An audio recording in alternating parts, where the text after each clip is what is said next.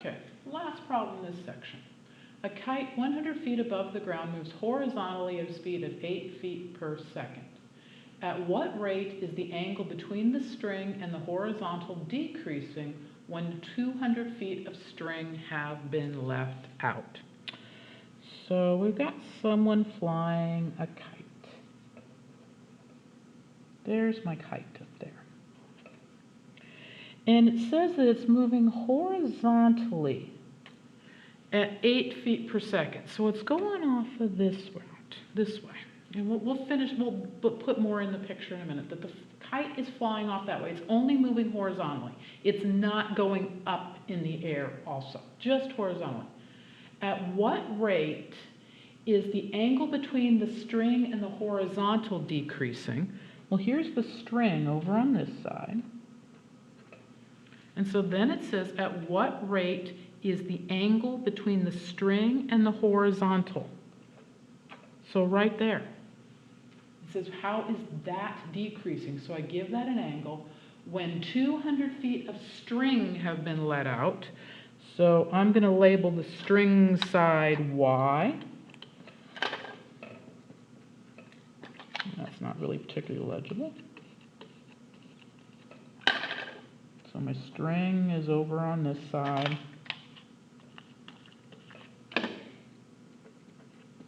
Labeling it Y.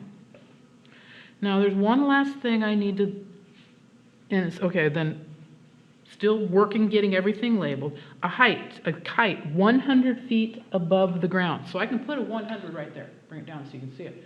A kite 100 feet above the ground. That is not changing, so that can go in the picture. Above the ground, moves horizontally at a speed of 8 feet per second. I haven't put that in there yet. And so it's moving here, but that's not part of the picture. But that whatever happens on that horizontal distance will be mimicked here.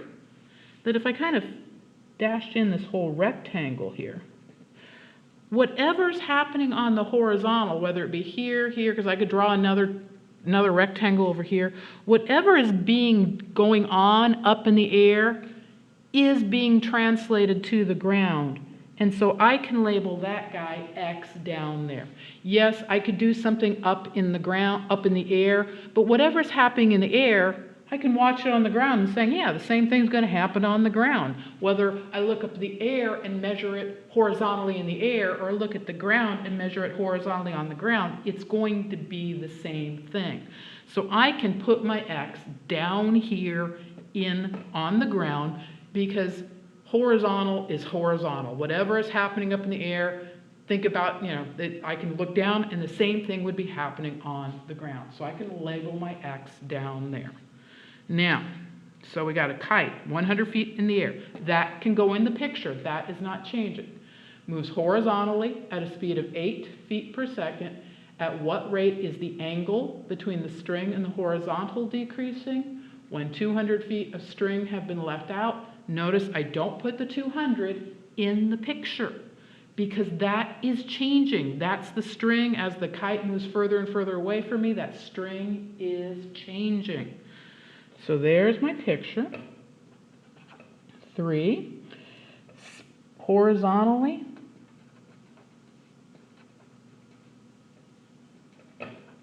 at 8 feet per second. Horizontal, I labeled with an X. The X dt equals 8. And you've got to tell me what each one of those variables mean. Hugely common problem. I'll have a triangle with nothing labeled, and all of a sudden someone writes an X. I don't know what X means, so I don't know what that means. You've got to tell what the variables mean.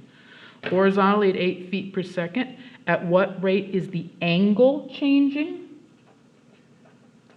or decreasing? At what rate is the angle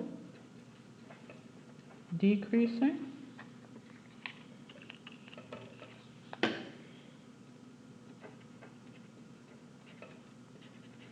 Well, that's telling me to find the theta dt when 200 feet of string have been let out.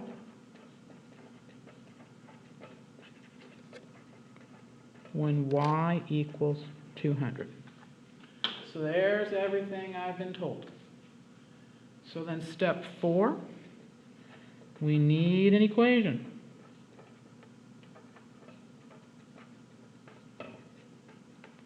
That relates a right triangle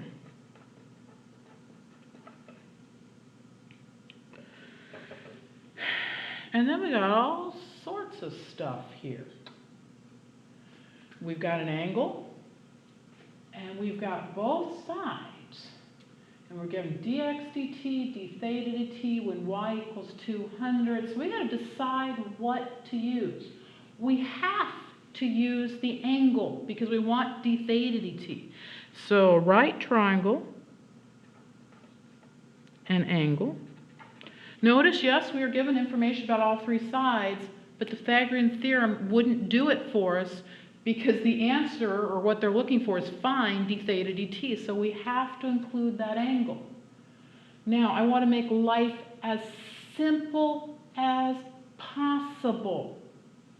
We're going to do calculus, which will then create derivatives. There's information about derivative. So I'm going to pick x. And then make things as simple as possible. 100 is a constant.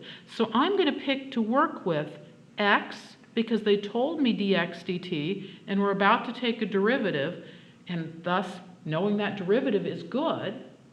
And I'm going to pick the 100 because constants are easy to work with.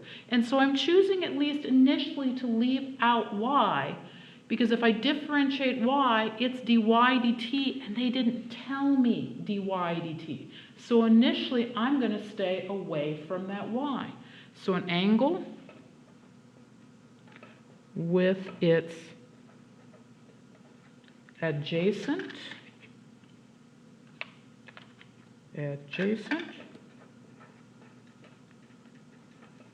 and opposite sides.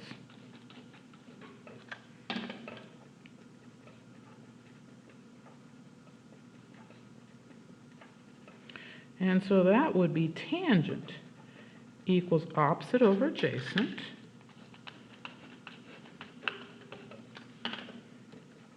Tangent equals opposite over adjacent.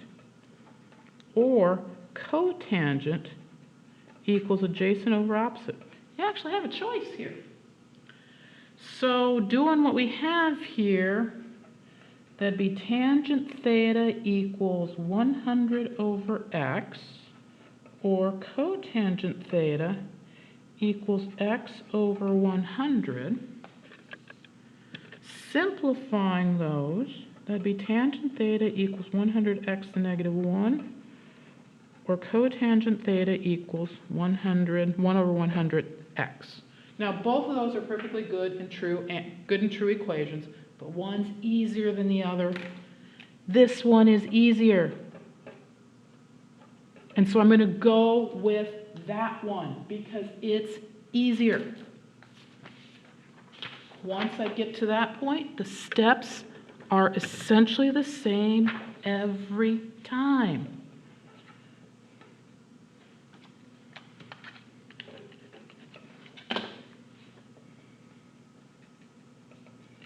Implicitly differentiate with respect to t. And we're going to go with the cotangent.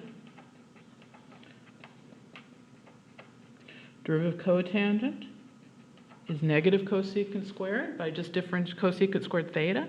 Just did the variable. So I follow it by its derivative, d theta dt. The derivative of 1/100th x would be 1/100th, but I just differentiate a variable. So follow by its derivative.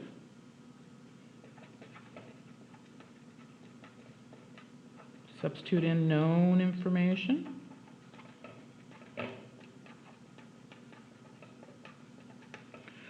Which was dx dt was 8. And when y equals 200.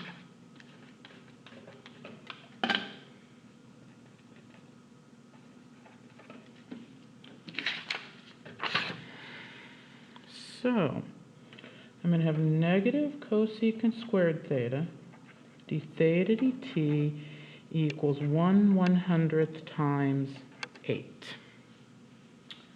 Okay. We're looking for d theta dt, but I'm not quite there. We still need theta, or more precisely, or cosecant theta when y equals 200. And it's going to be easier to do that. So using our triangle, which looked like this, that was theta, this was 100, this was x, and y was now 200, and now doing some basic trigonometry here, cosecant theta is hypotenuse over opposite. You need to know those basic right triangle trigonometry. It's going to creep up every once in a while. Cosecant is hypotenuse over opposite. Well, I now have that information. 200 over 100, or 2. So we have negative cosecant squared theta equals 8 over 100. And so that'd be negative 2 squared. I forgot my d theta dt in there.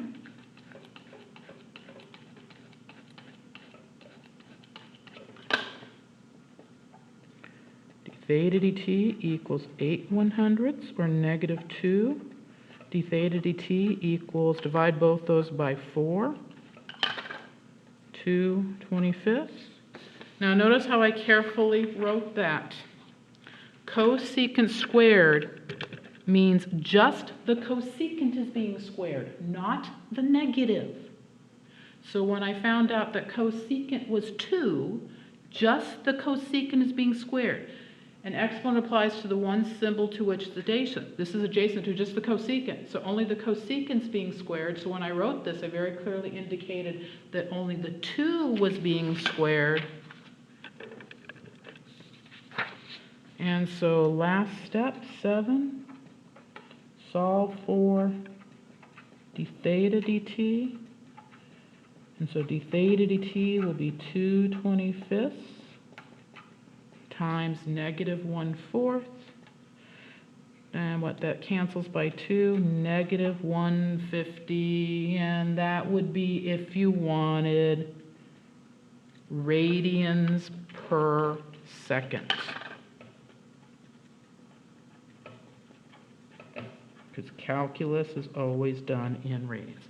And notice it's negative because that as this kite moves further and further away, remember the kite's not getting taller, it's just going out further. And so as it goes further, that angle keeps getting smaller and smaller and smaller. And because the angle is getting smaller is why we have a negative there. And that is the end of this section.